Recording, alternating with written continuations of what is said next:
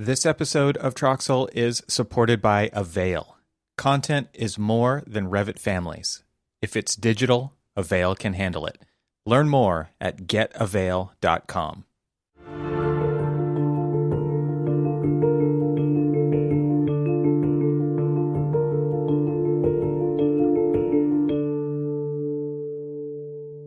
Welcome to the TRXL podcast. I'm Evan TRXL. This is the podcast where I have conversations with guests from the architectural community and beyond to talk about the coevolution of architecture and technology. In this episode, I welcome Kyle Bernhardt. Kyle is the Chief Revenue Officer, aka CRO from now on, at TestFit. Kyle has spent his career exploring the intersection of technology and AEC. As the CRO of TestFit, he is currently focused on the intersection of automation and site feasibility, scaling the TestFit business, growing a team, and sharing his career experience with the rest of the team, and now us here at the TRXL podcast.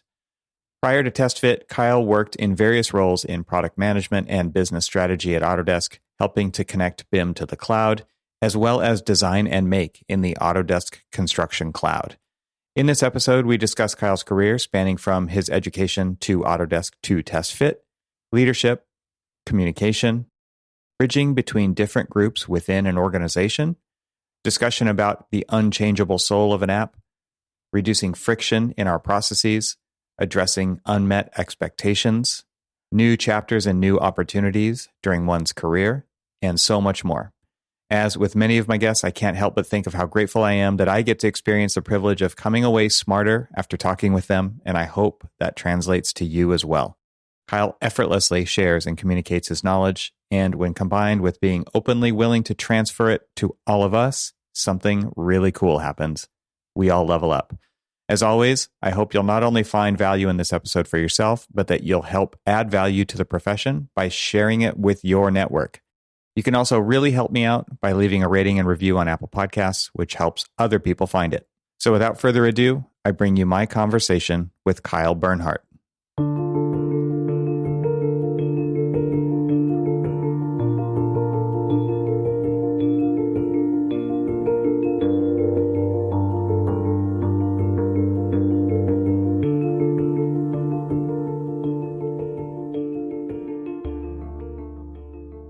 Kyle, welcome. It's great to have you. Thanks for having me.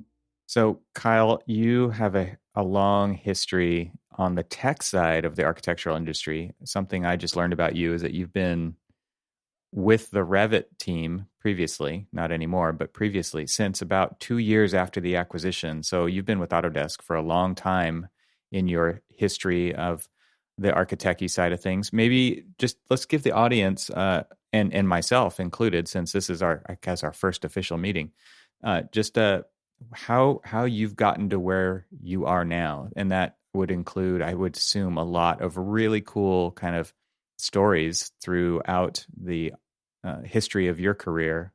Starting, well, let's just start maybe with the Autodesk stuff.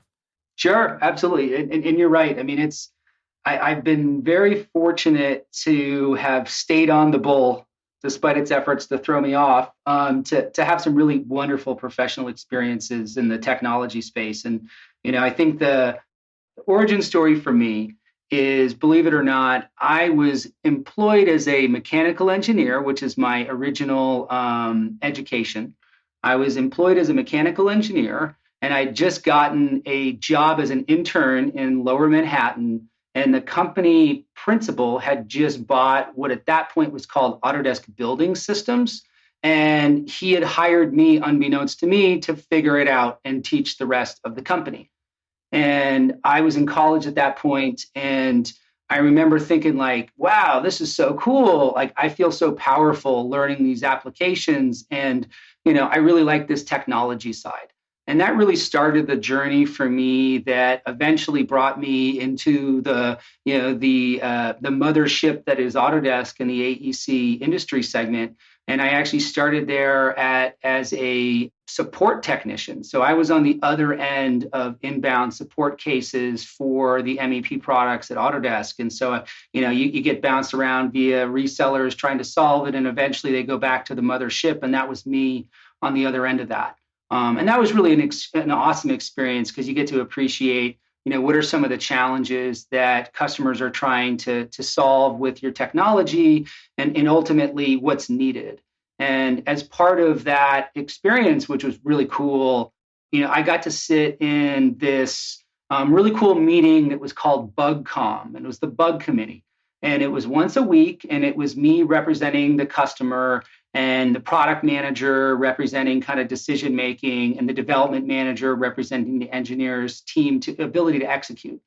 And we'd go down the list of all the new bugs from the last week, and we decide whether or not we're going to fix that bug or defer it.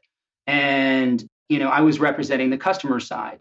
And I remember seeing the product manager, who was an awesome lady, Laura Agla, who last I knew was in Siemens, but she was running product management. And I was like, what's this job? You got to be the decider. And I thought it was the coolest thing ever to be able to be helping to decide what was next and whether you just fix something or not. And that was a product manager job. And so there was an opportunity for Revit Systems that was still in alpha at that stage. So the sequencing of adding additional disciplines to Revit started with architecture, and that was what was there at the moment of acquisition. Structure came on second, and then after that came the systems.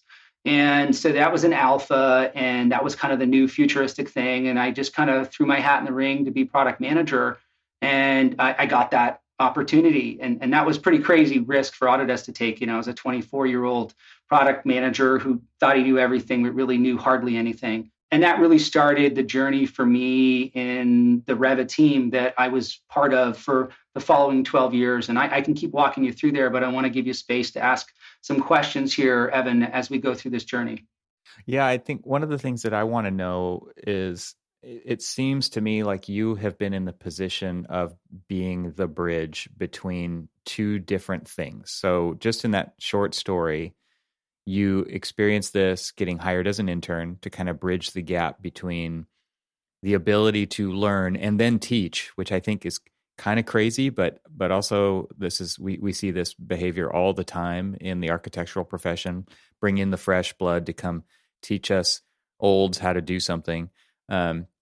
New technology wise. So that's kind of an interesting position to be in as an intern, right? To teach everybody, like to create value in a company from such a entry position, and then to do it again at Autodesk, right? So being the one who bridges between customers and the dev team, right? To say, look, this is their experience, and these are the things that are not working for them, and then kind of negotiating the terms of fixing the software, kind of telling the story of one group to another group and being that bridge.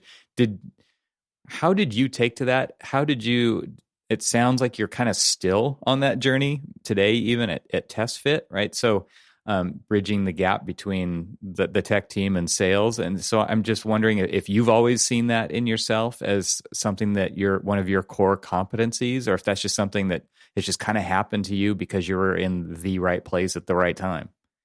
Well, it's a great question, Evan. I think with a lot of things in life, the answer is always kind of a mixture of those two things that you just articulated there.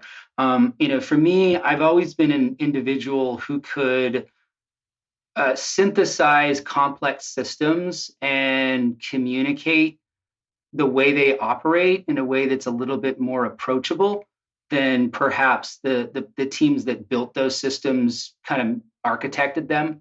And that's always been a skill set I had. And I think that was definitely a valuable piece that you think you're kind of born with. Although, I'd argue playing some really complex video games in my youth probably helped as well. A lot of city builders and that sort of fun stuff. But that was definitely there. But, I've always been fascinated with like the idea of like the polyglot, that individual who can speak many different languages.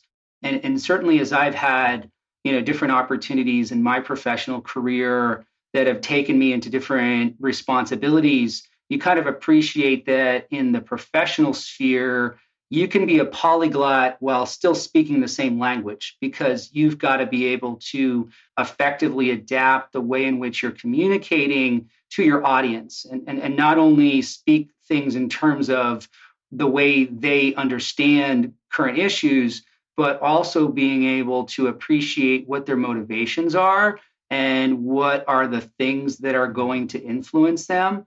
Because in many ways, as I moved into the product management sphere, which, to me, I still consider one of the coolest jobs in the world is to be a software team product manager.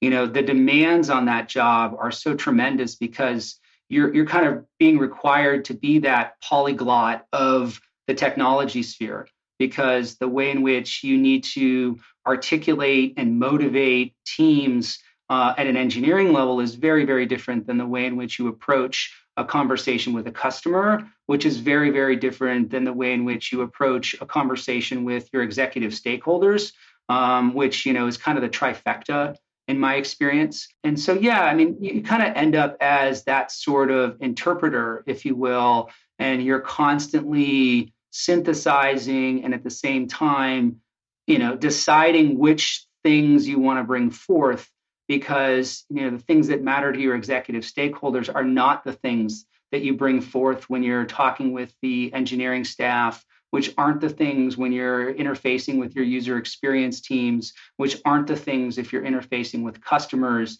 in a research session. So it's a very multimodal demand, and those experiences that I've had throughout the last 20 years of my career have really helped me to be able to do the things I'm doing today at TestFit.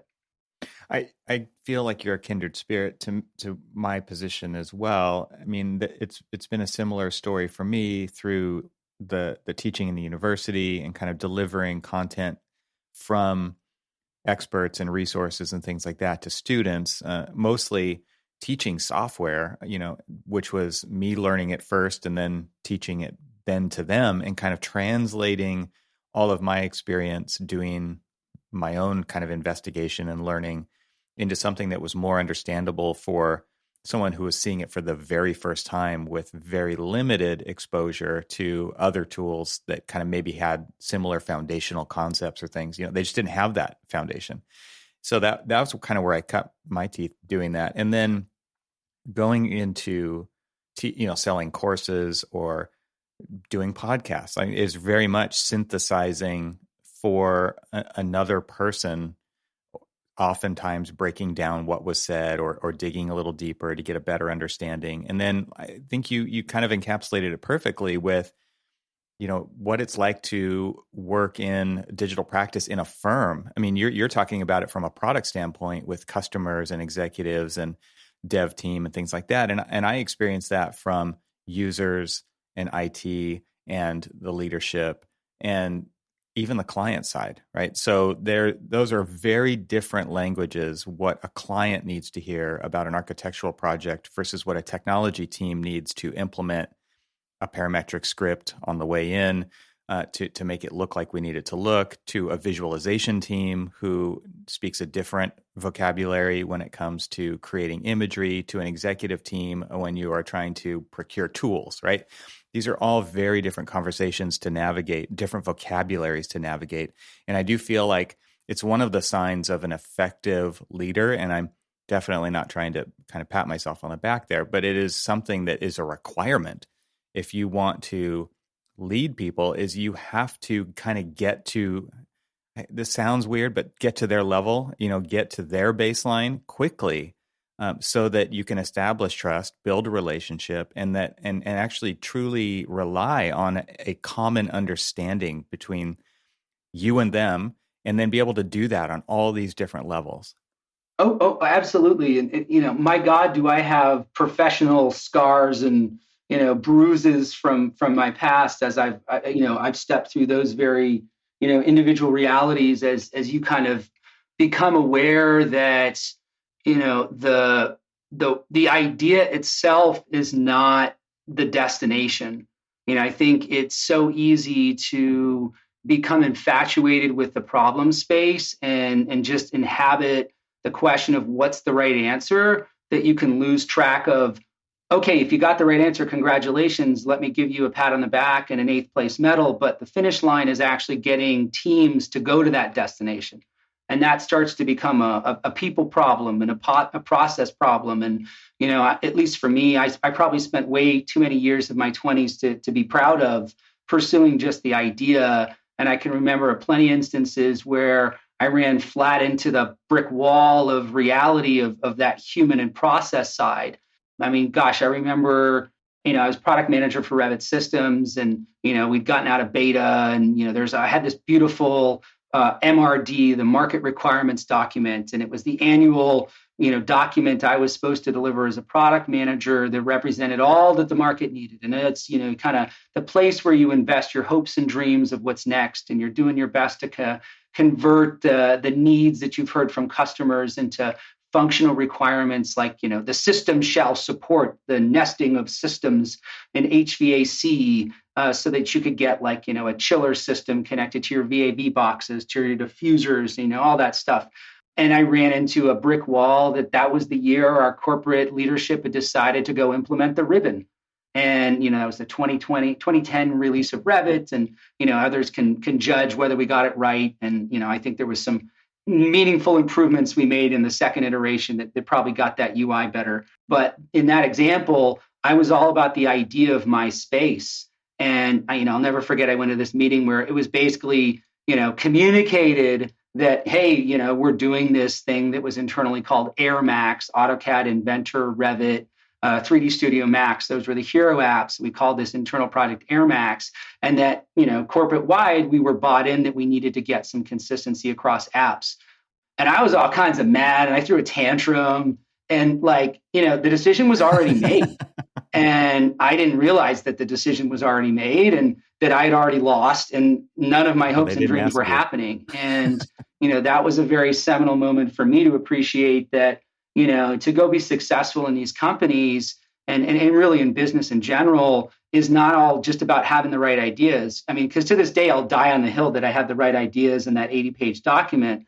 But at the end of the day, that didn't matter. What mattered was discussions and decisions and strategic calculus that had, very little to do with nesting systems and MEP, and much more to do about, a big company like Autodesk wanting to have some more continuity with technology and user experience across their hero apps, which, now 20 years later in my technology experience, I kind of get. But at the time, oh boy, I dug myself a bit of a professional hole that day.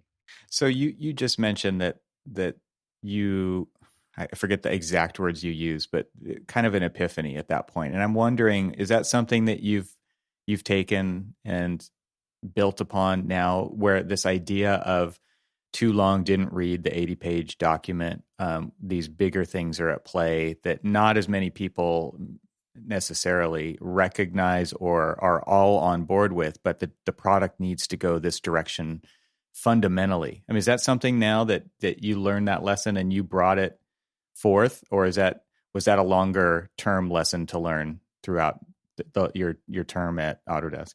It's a great question. Well, I mean, it's tough for me to tell you whether the evolution of the way in which I have and the peers around me chose to communicate direction is because of us all collectively learning that lesson, or the fact that in literally the same time frame, social media feeds were knocking down everyone's collective attention span, which at least I firmly believe is a major factor in the world we live in today. But certainly, the thing I have learned and I've always carried forward is there's these different abstraction layers of the idea.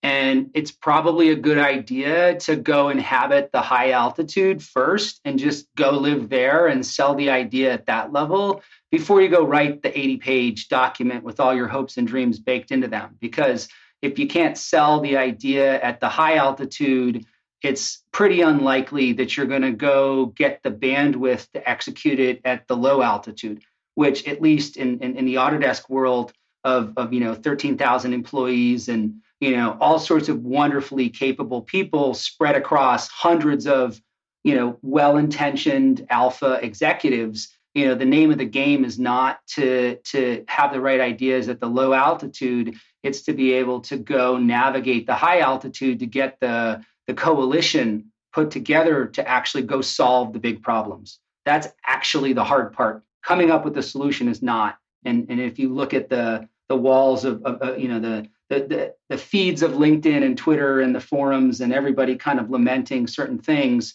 it's easy to just, think about just what needs to be done at a solution level. And my God, if it were that easy, that would be awesome. But it certainly hasn't been in my professional experience.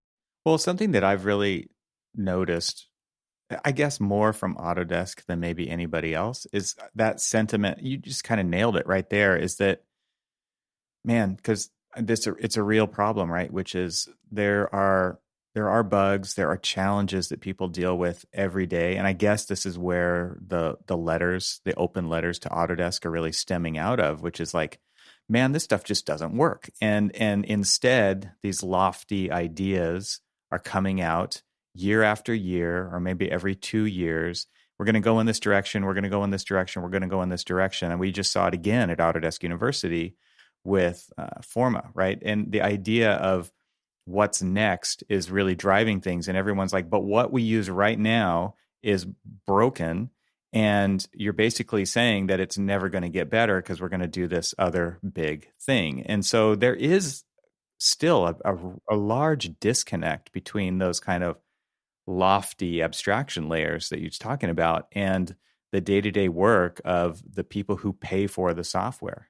Oh my God, yeah. So I will never forget seeing the email from our PR team about the first open letter. I remember exactly where I was sitting.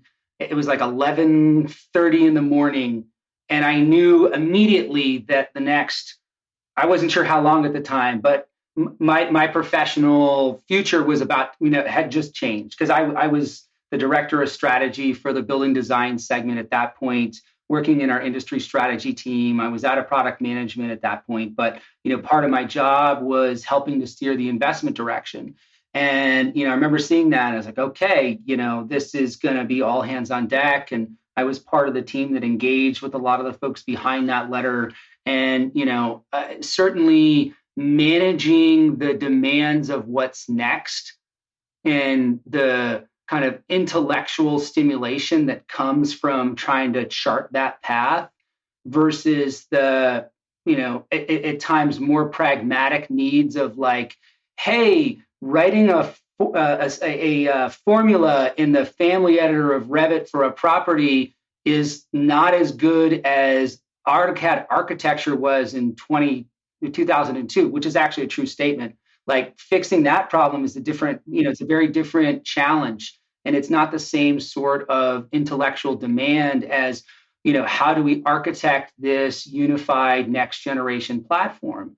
And certainly, I'm probably too close to the machine to kind of, pass judgment on how effectively that's been done on the Autodesk side, but that's certainly a balancing act. And I think you're absolutely spot on that there are extremely valid critiques about the decision making that has been made for a platform like Revit, trying to find that right balance.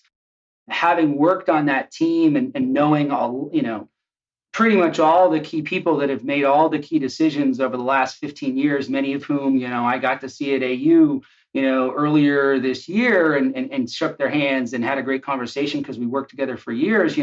Those are all very well-intentioned individuals trying to do what they perceive as best for the environment they're operating inside of. Now, there's always room for critiquing, but, the thing I think we all have to appreciate is like, there's not a lot of like, it's easy to just not understand what led to a decision and presume incompetence. I feel like there's a lot of that in the world that we live in these days. And certainly, I think the reality is probably more of the peanut butter being a bit too thick or been too thin, sorry, in pursuit of trying to do a lot of things. But, at the end of the day, Autodesk is better positioned than any other company in the market in terms of all the pieces and the people and the money and the wherewithal to go try to build that big unified Forma. And obviously, I wish them well in that pursuit as somebody who was there for a while. But that's that balancing act, like you mentioned, Evan, is really trying to, meet people where they're at, while at the same time reflecting on certain realities of technology, which is, if I'll opine for a second, then you can go with your next question. I think one of the things that I came to appreciate in the software space, because, this has been my whole career. I'm more of a software guy than I'm going to be a mechanical engineer. That was a very small, part of my own professional career, is that like a piece of software develops a soul within the first, I don't know, 2 to 3 years of its life. And you really can't change the soul of an application once that soul is created. You can put a different UI on it. You can, re-platform it. But at the end of the day, the soul of that application is born of the product market fit that team was pursuing in the very earlier stages. And very often the process of, changing out the soul runs up against things like technical debt, things like architectural debt, user experience debt, just general existing behavior that you really can't change the soul. And, I think a lot of ways that's been what's been playing out, at least in the Revit space, is just that there's this expectation because the pitch around BIM, pointed towards a soul of the technology that didn't align with the soul that was Revit. Revit was great. I'll die on that hill that it's great. But there were expectations of what Revit would somehow magically become that weren't the soul of the product. And so there was kind of misaligned expectations from the promise of BIM, which of course I'm still bought into. And I'll never forget the first time I had the opportunity with a guy like Phil Bernstein to talk about what BIM could be, in the early stages of my career. But it's that kind of disconnect of expectations and the reality that, technology is not this perfectly malleable thing. Software gets hard very quickly. And it's difficult for people who've been outside the walls of, real technology teams to appreciate how hard these things can be, especially in a world in which all the keys to make these things happen are strewn across 7 organizations with a couple hundred executives with fancy titles and good paychecks that need to be convinced to move in that direction. Yeah. And then to throw in, going after different markets and shareholder and, trying to keep the share price going up. And those are better driven by new features than fixing bugs, right? So there's definitely a lot tugging at this problem from all different angles. And this is something that it's a theme in a lot of podcasts and presentations that I do that I say there's 2 things that architects hate, and you could probably swap that word out for whatever group you want, but it's the way things are and change, right? And so it's like everybody's fighting because of the way things are. They don't like it. They don't like the bugs. They don't like the dysfunction. And that is on so many levels, not just the tools, right? It is their own team dynamics. It is their own organization, et cetera. But they also hate change, right? Because they're on one side of their mouth, they're saying, show us the future. And on the other side, they're saying, we don't want to adopt it, right? And so we kind of find ourselves in the middle of those 2 things all the time. And what's interesting is architects, I feel like, for the most part, have looked to these technology companies to invent their future for them. What are the new ways that we are going to work? And they're not taking responsibility for that.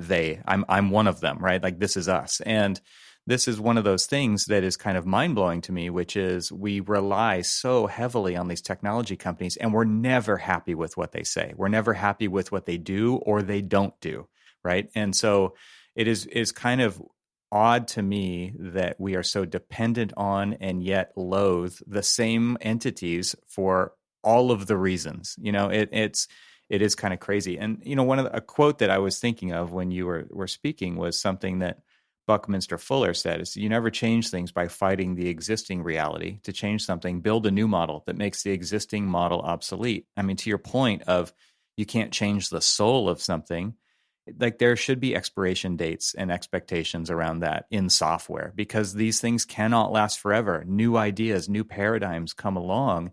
And you can't just update the existing thing to the new thing, right? To the new way of working, to the new bells and whistles or the requirements from any different direction you could name. And you kind of do have to replace it. And so these companies who are the chosen ones to lead the future of our profession by default, because that's what people are, they're voting with their dollars, right? Of who's going to be the ones who are going to lead us to the next thing, have to do it all. And we're not happy if they don't do it all. And I think that's really tough place for any company to be in. But it is, we definitely see the kind of armchair quarterbacking and critiquing of these companies and how they're doing it wrong from every different angle on the design professional side. And at the same time, we're not taking any responsibility to do it for ourselves. Oh boy, yeah, I couldn't agree more with you. I think really well put. I've spent a lot of time, I mean, on the receiving end of this, in my career, and try to be kind of honest with myself about to what extent is it the fault of myself and my decision making, or the teams that I work with, or the industry at whole. I mean, it certainly, as a generalization, like it's easy to blame others and not yourself. As a generalization, I think there's plenty of that going on in the world right now without necessarily the introspection about where you fit into that piece. But, I think my biggest observation in this topic, especially, is the one of technology and the expectations around, BIM and what the future of AEC technology could be, is that, I think it's an artifact of what we've seen play out in other spaces of technology that has caused a lot of the issues and friction and unmet expectations. And what I mean by that is, like, we've all seen in the last, 13, 14 years since the introduction of smartphones, this absolute revolution of the way in which technology serves us as humans, individual people.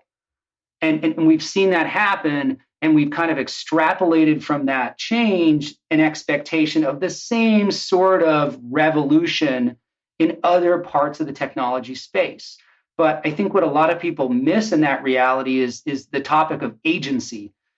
You as an individual have 100% agency to decide to buy a smartphone and decide which one to buy and pick out services. And, like, you don't have to go convince somebody about all of those changes. And I think people forget that the realities of delivering buildings that don't fall down, and delivered by companies that make money, that make sure people can make their mortgage payments, and make sure that there's insurance bonding in case things go sideways and it doesn't kill the company. And in terms of overall professional licensure liability, like, there are so many more factors at the enterprise business to business level of delivering a building, that those things are so powerful. And we just distill that, oh, well, if only the technology existed to make these things work better, then the whole market will shift, because that's what I've seen play out in the consumer side. But people miss that reality that, like, there isn't the agency for, like, one person to snap their fingers and be like, oh, well, this is a better way to go. Like, there's a lot of entrenched reasons why things are the way they are. And then those things have nothing to do with technology. I mean, my favorite example is, like, you can't tell me that a hard bid delivery model is incentivized for the fastest, most collaborative way to deliver the best product, because, I'll die on that hill that it's not. But it's perceived as the cheapest option. And that doesn't have one bit to do with the technology stack those teams picked. But if you think about the ability of those teams to actually use and leverage technology in the most meaningful way to accomplish the best outcomes, you can't tell me that that's the best contractual structure to make that collaborative environment happen. But, people aren't complaining and writing open letters to the AIA about their contract documents and their dismay for, whether those have moved forward, but they certainly are writing them to Autodesk and saying that, you didn't do enough multi-threading, and that's the reason why, we haven't moved the industry forward. I think it's misplaced fault, and it's a bit of a reductionist view around kind of why things are the way they are. Well, you're totally right. It's so much easier to blame somebody else for your own problems, right? I see it with my teenager, but to your point, in our profession of architecture, and just call it AEC, it's so easy, right? And what could go wrong, right? I'm competing, especially in public work, which is where I cut my teeth in. It's like we are competing with other firms to be the lowest cost, basically, to do the project in the shortest amount of time, to then receive the lowest bidder on the project that could possibly do it in the fastest amount of time. What could go wrong? Like how could we think that that's not going to be the absolute best solution for this client? And that is the environment that we happily play along with. If we weren't happy about it, we wouldn't do it. We would do something else. Now, that's tongue in cheek, right? Like, we're not happy about that delivery model, but at the same time, like, yeah, we're not writing letters to the AIA or coming together as a profession at large to say this is never going to happen like this again because it sucks for everyone. No, we continue to play along. And so when it comes to tech, I mean, your analogy is fantastic. Yeah, absolutely. And I would just go one step bigger than that, because ultimately, I don't think architects themselves have the agency to do some of those shifts either. I mean, it comes down to, it's almost like the owner has to decide that, hey, I want this asset delivered to me in a different way. But the challenge is like that owner isn't some monolithic thing. It's dramatically different between the public sector and the private sector. It differs from different regions. It's just so ridiculously complex that it's easy to say, oh gosh, it's the technology company's fault. If only it were easier to make a formula in the family editor better, then we would have solved this. And it's just, I still think there should be a better formula editor, for the record. Go look at ADT. It's actually really good. Or now AutoCAD architecture. But, at the end of the day, that's a thing. It's got to be the construction companies that decide and, all those things. And that's been, for me, trying to unlock that change has been a defining part of in the last 10 years for me professionally, is trying to think about where you have that leverage. And that's part of what brought me to TestFit, which we certainly can talk through. But if you got any other Autodesk stuff, we can certainly, chat through that. Let's take a quick break to share more about our sponsors. My friends, I've got a new chapter in the Avail story to tell you about, and that is the newly released version of Avail Desktop 4.3. The people behind Avail continually strive to make things easier for you. Easier to find the information you're looking for, easier to get it into your preferred application, and easier to store it in your preferred cloud storage locations. Let's face it, I think we can all agree that easier is better. But they didn't stop there. They also care about what your experience is like. So, as always, they've kept their focus on visuals with an eye toward design and ease of use. You're probably dying to hear the details of what's new. Well, who am I to get in the way? So let's get right to it. Avail Desktop 4.3 will now feel like your own custom app thanks to keycards. Keycards are data-driven and create zippy new visual ways of organizing your existing content. Think of them like pivot tables for your content. Join the Avail Desktop 4.3 party in BYOS, or bring your own storage. Now you can store and deliver your content using Autodesk's BIM 360, Microsoft's OneDrive, Microsoft SharePoint, Google Drive, Dropbox, Ignite, and others. Avail's new Dynamic Paths feature also solves the problem of accessing content using desktop connectors like Autodesk Desktop Connector.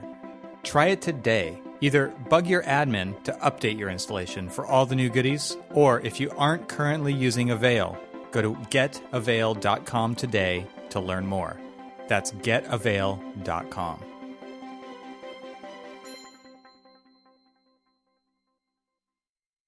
And now let's get back to our conversation. No, I think this is a perfect segue. One thing that I think, kind of getting back to that Buckminster Fuller quote and building a new model that makes the existing model obsolete.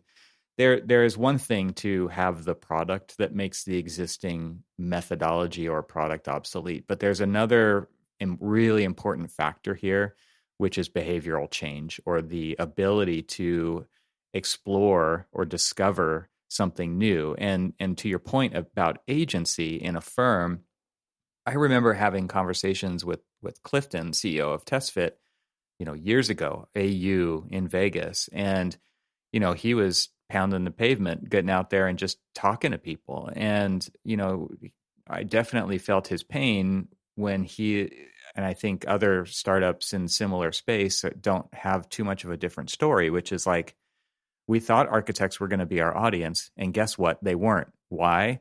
Because of those things that I just said, right? Like the lack of agency of a particular person who knows in their bones that this is a better way to do things but they can't get the ear of leadership. They can't get anyone to purchase or even subscribe to a license. They can't get them to install it on their machine.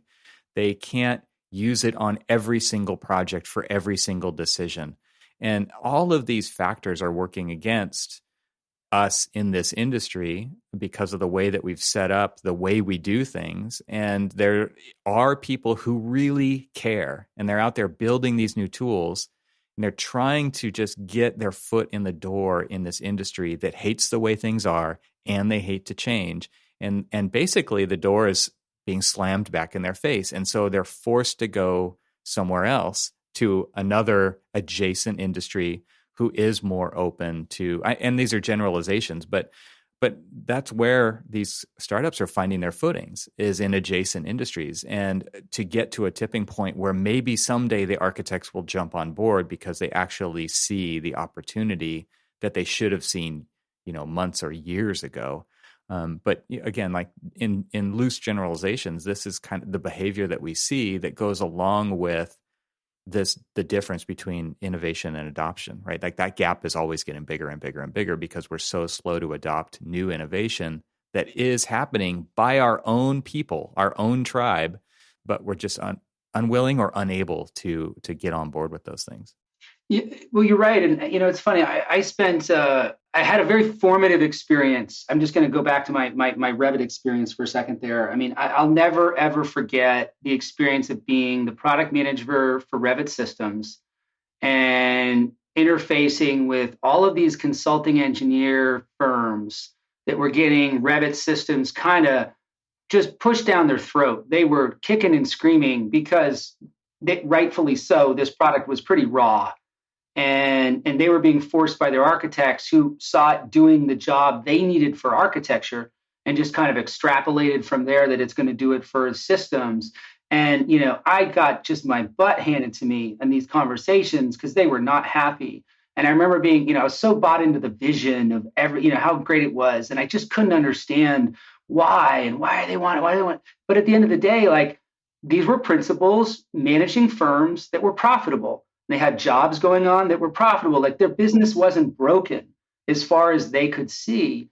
And in many ways, if you kind of distribute the responsibility and risk is flatly and is thinly across all these different companies that make up these projects to deliver, everybody's individual space isn't on fire, but collectively the whole industry kind of is, and everyone can see it. But there's no one person that's like, oh my God, I have to stop. And so, that's always been my observation, is it's less about, oh, everyone's a stick in the mud, than it is like, I'm a logical person looking at what's going on, and like, my house isn't on fire right now.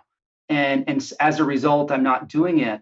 But certainly to connect to your comment around, where folks in architecture may be jumping to other opportunities, or maybe even into the software space, to me, I kind of frame that more so about, there is moments when humanity figures out that technology can do a job for them that it hasn't been doing before. And those moments happen, and you can, write books about it, and people have PhDs on these different things. But, anytime you figure that out and you identify and prove that there's a new job for technology, is one of those kind of moments when you can write a new chapter. And with that new chapter comes opportunity and just these, really, really interesting, engaging challenges. And in many ways, I feel like that is the chapter that's being written right now, is a shifting of the job of what technology does. And when you do that, you're much, much less beholden to these logical, and we put them on main stages and talk about how the productivity curve hasn't moved with the rest of the stuff. But ultimately, at its ground level, is a bunch of well-intentioned and competent people making logical decisions. Those entrenched issues don't exist when you're coming up with a new job for technology to do. And in many ways, that was the thing that, as I got to know Clifton and what was going on at the TestFit business, was the thing that kind of led me to decide, hey, after 16 years of working at this great company and all these wonderful people I know, and, all the comfort that comes with that relationship capital of 16 years, let's go make the single biggest, professional risk you've done in your life. And it was really all about the fact that TestFit was creating that new job for technology in a way that historically hadn't been done. And they did it via an interaction paradigm that meshed humans and automation in a way that I could really believe in, and I thought was going to really be the future. And that's the thing that gets everybody excited. And I have not seen how you could do the equivalent of that kind of new job in the space of architecture. At least I haven't seen a lot of innovation there. I had the opportunity, and one of my primary jobs in my final 4 years at Autodesk was I was the strategy briefing guy. And so we get these customers coming in, and we wanted to talk to them about what we were doing at Autodesk for our future vision. And we wanted to hear from them about what their company strategy was for innovation. And, I did hundreds of these, and it was great. It's some of my favorite experiences. You get to work with the smartest companies on earth and hear their technology leadership. And everybody was talking about how there's all these big service opportunities, but I didn't see a single company that really had actually proven it and done it. And in many ways, I feel like that is the challenge with the architecture practice in general. Is I've seen all this desire to, reinvent themselves, but like I haven't seen one be like, I'm willing to get on board for the construction intent of this building, not just design intent. Like I never seen one want to do that, and willing to deal with taking on the insurance bonding to do that and all those other things. Like it's been like, I want to stay in my lane of responsibility and risk, but I want to somehow reinvent myself inside those constraints. And I guess the lesson I've learned in the technology space that you could apply to the broader industry is like, it just doesn't work that way. Like you got to take a risk and decide to take on a new job that is substantively different and more expansive or more lucrative than what you've done before. Because if not, like the antibodies in the market that keep things the way they are, like they're going to get you. You're not going to win that Thunderdome battle. Like you're going to lose. So tell us what it was like for you to make that decision to leave the thing that you had been doing for so long and kind of take this chance on the new kid on the block kind of a situation. Well, Jesus, was it scary? Let me just start with that. I mean, God, getting to the point where I concluded that was the most interesting and right decision for me was a long path. But I guess, it started with the reality that like, I remember telling myself as like a 28-year-old that like, I should get into a startup someday. Yeah, it'd be great. And then like 40 came calling for me a couple years ago. And I was like, oh God, okay. So I'm about to turn 40 and I'm at Autodesk and it's great. I've got this awesome job and, the team that I got to work with was fantastic. And, I had all this relationship capital, but ultimately, it's still, you just inherently with a company of 13,000, you're going to have all the great choices and responsibility spread across a few hundred great executives that are all, generally speaking, good folks. And I like working with them. And, the allure of the startup is to take those decisions and thicken the peanut butter across a much, much smaller subset. And with that becomes risk, but also agency to go get stuff done. And so I kind of like, okay, I should maybe start thinking about that, or else, I could have this outcome, which, to be clear, is the ultimate first world problem of like, oh, I've had a successful career at Autodesk, which is a great company to work for. So it's not like it's a bad outcome. But, identifying that, there's this company, TestFit, which, consequentially, I became aware of. Actually, I was part of the deal team that eventually acquired Spacemaker.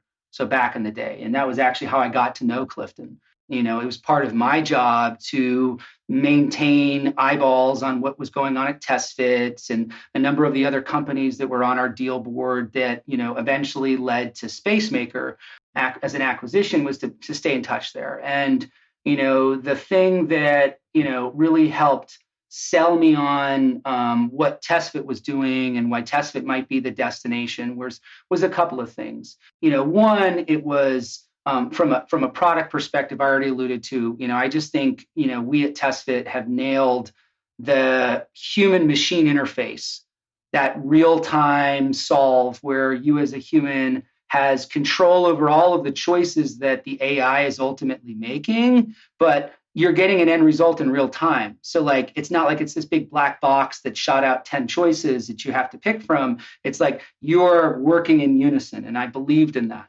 But there was also this appreciation that ultimately the delivery of buildings is a business first and an art second. And I know that may not land very well with some of your architecture listeners, but I believe it to be the just reality. We can argue against that rain falling on us, but it's still falling.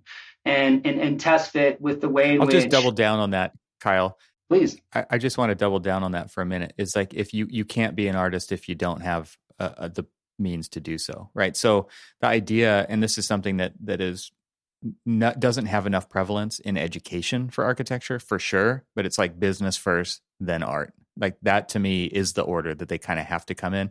And you're right, maybe it won't land well with everybody, but you can't kind of have one without the other. And we are trained to suffer for our art, and so the businesses also suffer, right? And there's a lot going on there. But I just wanted to kind of reinforce what you were saying. Oh yeah, I agree. I totally agree. And it's that was the thing is I looked at this company TestFit that's like, if you meet Clifton, and I know you've had him, he's a great podcast. If you're listening to this episode and you haven't heard Clifton's, go back and listen to him because he's awesome. But here's a product that like actually has the guts to put a price on something. I've sat in so many fantastic architectural discussions about what technology needs, and like I never heard an impassioned plea from an architect that was like, "Gosh darn it, put a price tag on this." I heard, oh God, I need a lofted spline curve, and I want to do all sorts of, super complex geometric modeling capabilities. But no one was like, help me understand if I'm 30 million over budget, right in real time.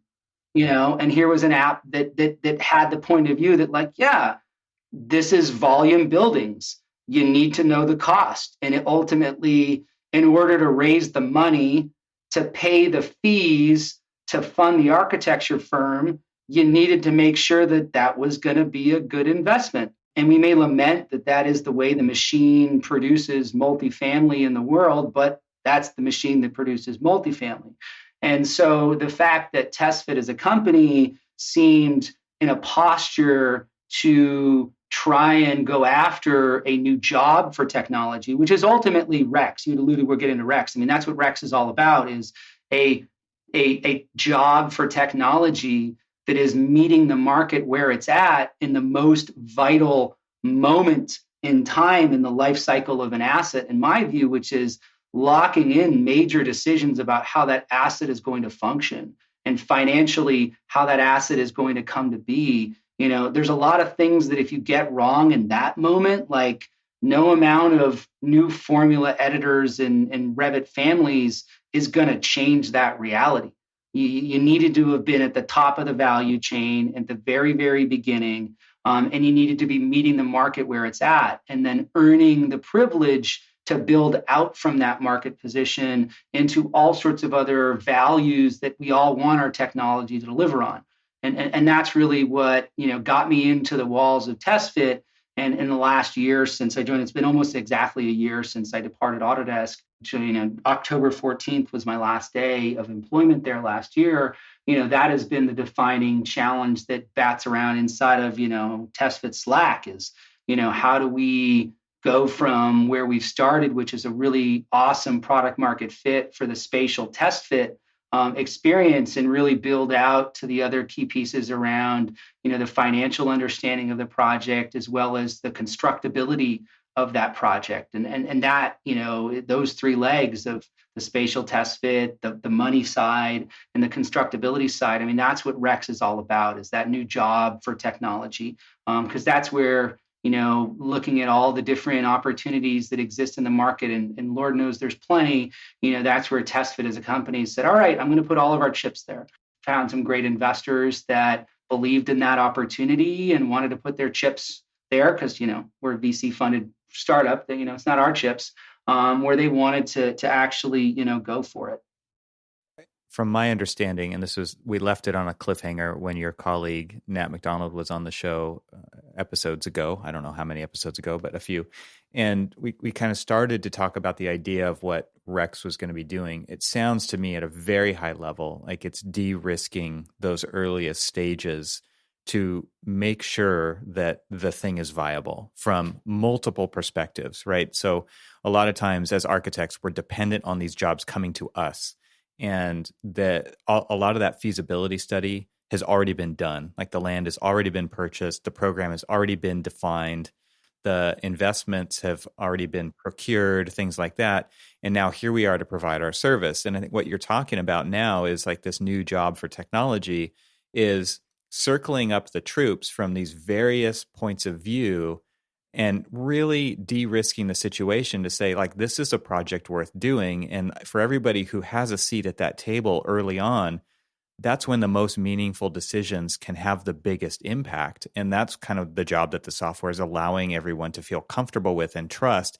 It doesn't mean everyone's sharing all of their information, right? Their proprietary intellectual property or whatever, but they are sharing enough of their particular expertise in this recipe, I guess, of what goes into making a building a reality early on for everyone to say, yep, this is the one we're going to move forward with. And that's a big deal, right? Like this is way more than starting with just a blank page. And I think that is what is really exciting. Maybe you can get into more of like what's actually happening with this idea that you're pursuing, that you guys are all in on, because it does seem like kind of a game changer.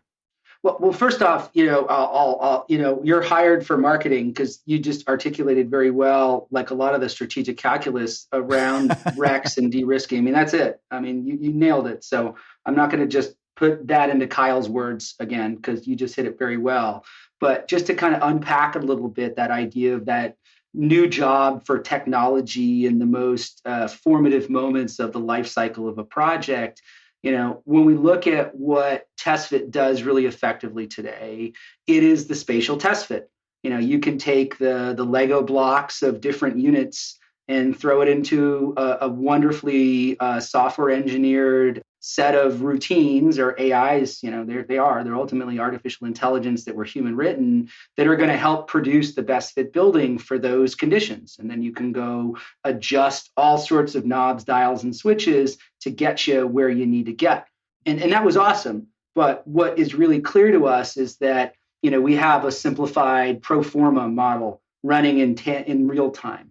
And when we talk to the folks that are involved in the money side, the reality is that the money equation on those decisions is a lot deeper than that model that sits in TestFit today. And trying to figure out, the classic build by partner equation for how we try and address that as part of the TestFit experience on a project is, that's a big priority for us, is to identify how can we add more meat on the bone on the pro forma modeling side?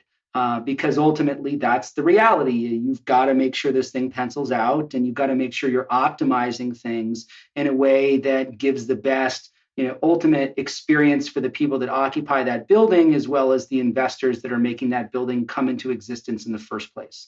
And illuminating the interaction between the built form and its program and the money equation is a big priority. And it's something that we're really passionate about exploring moving forward. So that's kind of piece one in terms of what's next. Piece two is something that's very near and dear to my heart professionally, and that's the constructability angle. And right now, it's as simple in TestFit as like we produce a simplified quantity takeoff, and you're getting like skin areas and stuff like that the pre-con team can suck into their spreadsheet to go do a much more complicated construction or conceptual estimate. But if you think about what technology can do as a job in those moments, is as you think about the shift from a project-based ideology to a product-based ideology, when you think about the built assets that are coming out of the construction industry, there's so much opportunity at the altitude level of TestFit to get things right from the beginning. And, I think when I look at a lot of the wonderful applications that are out there for doing, the industrialized construction, a lot of them are focused on the kind of final mile, the thing that spits out the shop drawings and counts all the bolts and gets you the perfect bomb that goes straight to the fabrication. And certainly there's literally billions of dollars in VC funding going after that problem. So, for TestFit, it's probably not a good idea to count the bolts and get a bomb. Plenty of people are doing that. But one of the benefits of TestFit is that we have the luxury of not caring about the bomb. As someone who's dealt with technology teams and the realities of delivering technology, it's kind of impossible to manage the level of abstraction of TestFit, which is just simple boxes and the form and the program, and at the same time in unison also carry the level of abstraction that produces the bomb. There's too many paradoxes as you kind of step your way through that abstraction ladder to get to those bolts. It's kind of impossible. And so TestFit has the ability to just operate at the level of abstraction at the very early stages to make some macro decisions that aren't going to get you the bomb. But when you go produce that bill of materials, the bomb, and I'm talking about, you don't have paradoxes of well, how the hell are we going to use this prefab system? I wish we'd thought about that at the very beginning. That was one of the things as I worked with the industrialized construction team at Autodesk, which I had the opportunity to do, got to work with an amazing lady named Amy Marks, who you should have on your show. She's awesome. She is an absolute tornado of energy, and I love her to death. But I learned a lot from her is, if you think about the process of implementing a product-based mentality, you've literally got to start from day one. And so we see a huge opportunity at TestFit, which is why constructability is one of the three legs, to have TestFit not only help you figure out okay, can I meet my program? Will this thing pencil out from a investment perspective? But also, can I build it really efficiently? And can I try to reduce, ideally, the carbon footprint of this building? And can I take certain approaches that, well, maybe I'm not getting a detailed energy model out of? We kind of know that you do these things and you're going to get better outcomes, and help me make some of those big decisions hey, what's my macro structural system? And what are the trade-offs between the structural approach I want to take? And what are the trade-offs I want to take at the macro level in terms of systems design? And, do I want to go call up my friends at Nexi up in Vancouver to prefab my walls and embed, systems in them because that's an efficient way to work? And some of those kind of macro decisions around how you want to construct the building, we've got a strong hypothesis at TestFit that you can make those decisions without generating the bill of materials. Because there's plenty of companies trying to do that. And from where I sit, I don't know if it's possible to operate in that level of kind of changeability, flexibility in terms of, exploring different options if your software's job is ultimately to spit out the bomb. You're just too low on the abstraction ladder. And so adding more meat on the bone for constructability for us is really exciting. And to get more precise, as I talked about, it's picking different systems, but it's also, getting more depth to the estimates that come out of the application. It's going beyond just simply asserting a dollar per parking spot in your below ground and a dollar per parking spot in your above ground spots.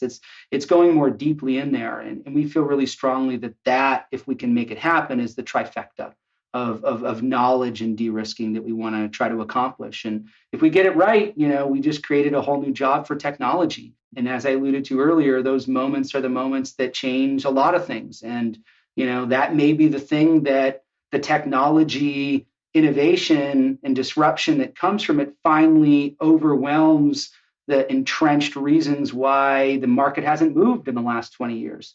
Those, professional licensure and insurance reasons and contract language. You've finally broken through the point where you can really make a difference. And at least for me, with the things that wakes me up in the morning and brings me to my, my basement office, because we're a remote company at TestFit, is that problem, is trying to figure out how to kind of prove what's next. I love this idea of depth, and I think the requirements for depth are becoming stronger all the time. I think architects are feeling that sense of needing to go deeper, but not necessarily knowing how. And I think the answer is actually really simple. And you are alluding to it with the Rex model, which is tapping into expertise where it exists, because everybody is a willing participant in that. If, you can find the right partners to do that, I guess is a better way to say that.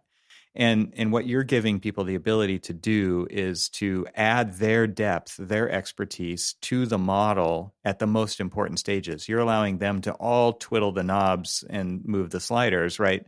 Enter the figures, so that we can all make the best decisions together. And it's not just one group kind of presenting the scenario that everybody else has to buy off on. It's way more in depth than that. And I think that is something that, I don't know, for the most part, there's definitely been a hesitancy in the profession to wade into those deeper waters, but we're seeing the pressure from all different angles. We're seeing it from, the supply chain. How are these things made? Phil Bernstein just talked about this, like the idea of, by making a decision to use zinc on this project, you are actually creating the opportunity for slave labor to continue to exist by that, because of the way that those materials are mined. And so again, you don't know what you don't know, but I think the more that you do know, the more you can tell the stories to the right people who are going to be making the decisions, like owners and, developers, to say, look, we need to make ethical decisions. We need to make these decisions for the long term. There was this recent Heatherwick article that I talked about on my other Archispeak podcast, which was, we need to be designing buildings for 1,000 years, not 50 years. And how do we do that, right? And so kind of thinking about this at a much deeper level by engaging the expertise that already exists inside the building industry. We don't have to have all the answers by ourselves, right? We really can tap into these. And for you to create technology that does the tapping, right? It enables these people to work together at the earliest stages to make the most impactful decisions, really does de-risk on one level, but enable solutions that everybody can trust moving forward. I would hope that people are all coming to this with the same goal, which is to really solve the problems that are needing to be solved with these buildings, right? And that can happen at scale, and the profession typically doesn't deal with these problems at scale, right? Every building is unique. Every project is unique. We have to do them one at a time. But I think we're seeing that the pressure from climate change, from supply chain, from materials, all of these, availability, things like that, these problems need to be solved at scale, and we can't continue to chip away at them one project at a time if we really want to make a difference in the world and I firmly believe architecture can do that if we will step up the plate. And I think, again, tools like the ones that you're talking about start to enable that to actually happen. Because if we just continue to spend our time drafting lines to put on pages that go into PDFs, we're never going to get there. We just aren't going to get there. And we're too stuck in our own lane and in our own silo with the blinders on to actually move beyond that. Yeah, I couldn't agree more, Evan. And I've thought a lot about this. When I had a tweet, and I was in a tweet thread months ago, and I wrote down, I was capitalism loses to altruism in the Thunderdome all the time. And that's been one of those kind of universal truths that I've come to appreciate as I've looked at things not playing out the way I wanted to. I mean, part of my career that we haven't even talked about is there was a period where I was deeply involved in the sustainability team at Autodesk. And, we could have a whole other conversation about what happened with Ecotect, because I know a lot of people loved Ecotect, and I could talk about exactly what happened with that acquisition. But the point is I'm getting at is in my mind, and this is what I'm so excited about with TestFit in particular, is that I am not convinced that everybody in the system is actually rowing in the direction of what's best for mankind. I actually think a lot of them are just rowing for what's best to make their next mortgage payment or, pay for that boat they want. And I think those things I think that is an unfortunate reality of the world we live in. But at the end of the day, making those decisions for the betterment of humankind actually in most cases are good business. They actually are. They pencil out from a financial perspective if we can frame them in a way that those individuals who often are making the decisions but may not actually care as much as we wish they did, they'll still go in that direction if you can frame it in the right way. And that's one of the things that I'm so excited about with TestFit in particular is this is a company that has the guts to go put a price on something and wants to go add more depth to that. Because, I think if we can distill the impact of spending more now to pay less later, that in itself is a very powerful thing because, ultimately, I think there's a much, much higher degree of leverage you can have in the market when you're in that position in the money conversation than if you are, a well-intentioned analysis platform that doesn't put a price on anything and just, can plug into Energy Plus and go do some nerdy energy simulation. I love that stuff. I've worked with that for a long time, but ultimately, like, you can get by without that, but you can't get by without understanding the fundamentals of the financials of delivery. And so that's the thing that I'm really excited about in the longer term is kind of building out to the next set of concentric circles of money decisions, because at least from where I sit, as much as I wish the world isn't the way it is, it's still the way it is. And that is that if you can frame things in terms of financial opportunity, you're going to have a lot more leverage than you do if you frame things in terms of a more altruistic pursuit of, a greater world, which I firmly live and believe in that. But I ran into plenty of brick walls in my career trying to get there. And so you kind of take a step back and you think about what you can do differently to get to that outcome. And, that's a lot of what we're trying to play out here at TestFit. I totally agree. And the idea, this is I'll reinforce something that a guest that I had on the show a while ago, Sam Schneider of Homestead, said, and he comes from a financial background. And I think it's totally appropriate what you're saying here, which is that we as architects need to get way more comfortable and familiar with the financial side of what's going on in our own profession in the delivery of buildings. Because a lot of times, this altruistic, we're going to save the world, and it's going to cost a whole lot more, right, to do it on this project.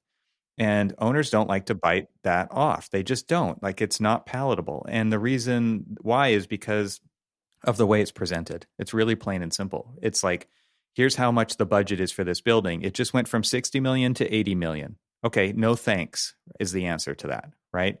When Sam said so eloquently, like, if you understand finances, nobody buys a building like that. Nobody buys a thing like that big. When you buy a car, you buy it over 5 years. When you buy a house, you buy it over 30. He's like, all you need to do is translate that to what the change is in their monthly payment. And all of a sudden it's totally acceptable. He's like, so you do this change and it went from this amount a month to this amount a month plus $30 or whatever it is. It's $30 or more for you to make this way bigger impact on the life of your project and everybody who experiences it for this much more per month or whatever that delta is. And that simple kind of reframing of that conversation can be so effective. And it's not going to solve every problem you have, but it is going to solve a lot of these problems if you are able to go to the depths to understand a little bit more about that side of the equation as an architect, as an example. And I'm sure it goes multiple directions from the developers to the contractors, everybody involved, for everybody to have kind of that deeper set of information to work from and a way to communicate that. I guess this gets back to our earliest part of this conversation, right? Which is like, how do you translate this so that somebody else can understand and digest it easily so that they can make a decision to move forward? Exactly. It's funny. I was going to make that connection back to the very beginning. We've come full circle here, Evan, is that, to make these things happen, one needs to appreciate that, who has the agency in decision making and how can I cater what I know to be the right outcome? How can I translate that into something that is going to be the right outcome for the person on the other side? And, to kind of distill the challenge you just mentioned on the architectural practice, and I think you could extrapolate this to engineering and others, is that, I think so much of the case that has been made has been through the lens of the value system that lives within the architecture profession. And there's all these reasons why that's the way the profession views it. But that's not the same lens that a lot of other key stakeholders actually look through. And, if you come in and say, damn it, Revit Systems needs to do these new features and the decision already got made with a different value judgment, it kind of doesn't matter what your logic was because there's a bigger thing going on here. And I think that is certainly an opportunity for the architectural practice because there's so much unbelievable institutional expertise and knowledge and just understanding of how things need to be. It's just more a question of having a different translation to articulate that value into the broader ecosystem. Because I agree with you, there's just such a professional opportunity there. But it is going to come with risk, and it's going to come with rewards, and it's going to come with failures. And, I think to me, that's going to be the defining story of the next 20 years is the market trying to work that out because, technology is starting to, make things wobble in a way that hasn't necessarily happened in years past. I love just kind of shaking all this stuff loose, and I appreciate what you guys are doing to help make that happen. These kinds of ideas, we need to be having a lot more conversations in the open about this kind of thing. So I really appreciate you coming on the show to do exactly that. And, I could have never guessed where this conversation was going to go, but I feel like there's so much kind of food for thought in this. And I hope that the conversation can continue. Absolutely. Yeah. Thank you so much for having me, Evan. And thanks for the work you do, getting awesome people in to talk about what's next in the future. You're sitting on my subscriptions in my Google Podcast app, and, you're definitely there as I'm, going out for mountain bike rides and that sort of thing. So keep that up. And, we're always here at TestFit to talk about what we're up to. And, let's go do it together. All right. Well, again, thank you, Kyle, for sharing. Is there anywhere online people can follow along with your journey, what's going on with you? I will definitely include all the links to the TestFit stuff in the show notes, and anything else you want to add to that? Well, just go keep an eye on what's going on TestFit on social. That's the biggest thing to talk about what we're up to. For me personally, you can find me on Twitter, you can find me on LinkedIn, that sort of thing. But it's primarily just, go what's going on with TestFit. Those things are one and the same for me professionally. I don't have a lot of a side hustle at this point. Great. That's good for you, man. That's fantastic. I'm all in, again, man. Thank you so much for sharing today. Right. And I'll talk to you soon. All right. Take care.